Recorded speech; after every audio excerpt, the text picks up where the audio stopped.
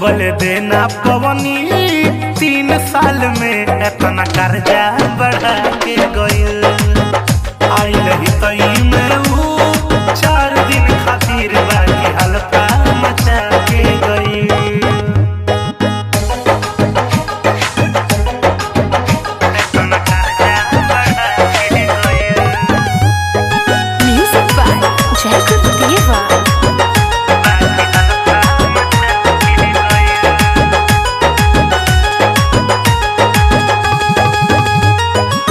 बतिया में ओकरी हम गईनी लो भाई, हो गईल प्यार छुटल पढ़ाई लिखाई। बतिया में ओकरी हम गईनी लो भाई, हो गईल प्यार छुटल पढ़ाई लिखाई। रोग ऐसन धरा के गईल, नाही चुमो चिखा के गईल। आजुले देना पवनी 3 साल में इतना कर्जा बढ़ा के गइल।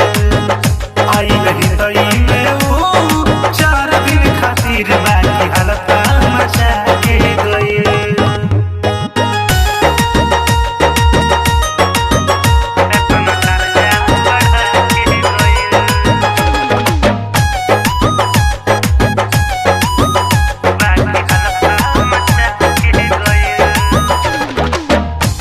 में पड़ल रहले गुरु देवा, कहियो न कर देहल सुनका के सेवा।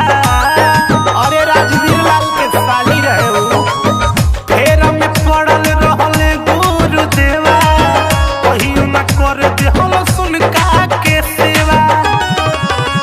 अभिषेक से झुरा के गइल, बांधल पगहा तुरा के गइल। ताकते रह गइले सूरज भाई हो, उनके अंगूठा दिखा के